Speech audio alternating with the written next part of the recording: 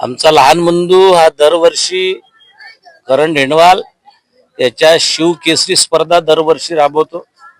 अनेक पैलवानाच्या सानिध्यामध्ये तो राहतो.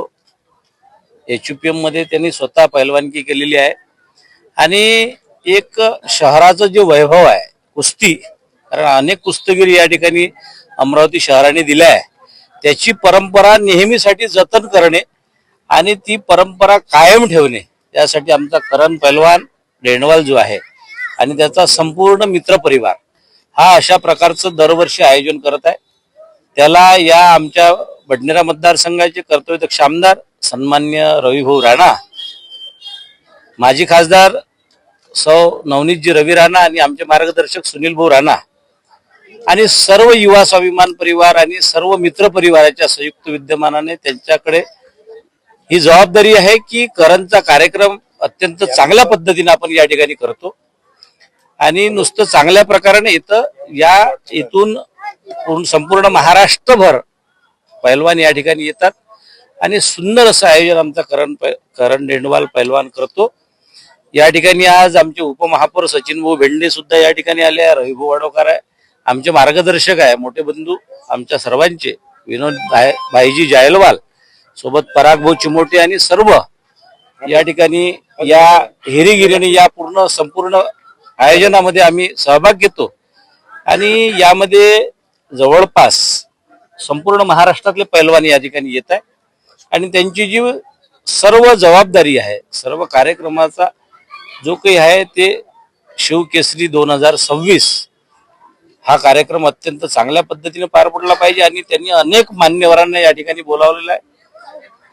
प्राध्यापक संजय तिरथकर जे आहे, जे विदर्भ केसरी राहिलेले आपले, त्यांच्या सानिध्यामध्ये आणि HUPMच्या सानिध्यामध्ये हा संपूर्ण कार्यक्रम होत असतो आणि आमच्यातर्फे या संपूर्ण कार्यक्रमाला शुभेच्छा एवढंच या प्रसंगी देतो आणि करणचं मनापासून अभिनंदन याच्यासाठी करतो की असा भव्य दिव्य चांगला कार्यक्रम करण ढेंडवालच्या माध्यमातून अमरावतीकरांना पाहायला मिळतो, त्याबद्दल त्याचं मनापासून अभिनंदन करतो. जय शिवराय, जय भीम। पहले तो मैं मेरे सभी मित्र परिवार को दिल से धन्यवाद बोलूंगा जो मेरे को इतना सपोर्ट करते हैं, दिन से दिन भर मेरे साथ में छाती को लगा के साथ में मेरे काम करते हैं और इनके सपोर्ट से मैं सब कुछ ये आयोजन करता हूँ शिव केसरी का। इस प्रकार से आयोजन होने वाला है। कितने साल से आयोजन हो रहा है? ये तीसरी साल है हमारा। और इस आयोजन का क्या आपका मतलब है, मतलब क्या मकसद है? आयोजन का मतलब ये होता है कि जैसे अभी बहुत सी चीजें जो अभी की नवी पीढ़ी है कुछ नशे इसमें जा रहे हैं, तो हमारा इसका आयोजन का मतलब ये होता है कि जो अभी की आने वाली पीढ़ी है, नवयुवक लड़के अच्छे पहलवान बने, अपने भारत का नाम करे, ओलंपिक खेलने जाए, अमरावती से भी कोई अच्छा पहलवान तैयार हो, जैसा अभी शिवराज रक्से महाराष्ट्र में महेंद्र गायकवाड़ जी है, जैसा अपने अमरावती शहर से अपने जिले से कोई ऐसा बच्चा तैयार हो और अपने अमरावती का नाम करे, ये मकसद है हमारा। और आपने जो ये कुश्ती स्पर्धा आयोजित की है, इसमें आपने कौन सी बख्शीश है? जो पहले महाराष्ट्र राज्य स्तर के जो बख्शीश है ओपन का, पहले 71 यानी 71,000, सेकंड 41,000 है, फिर विदर्भ विदर्भ लेवल का है उसमें 51,000 है, 31,000 है, ऐसा प्राइस रखा है हमने। और ये कब से अभी चालू होगा और कितने दिन तक रहेगा? ये 25 तारीख तक रहेगा, आज से शुरू होगा, 25 तारीख को एंड रहेगा।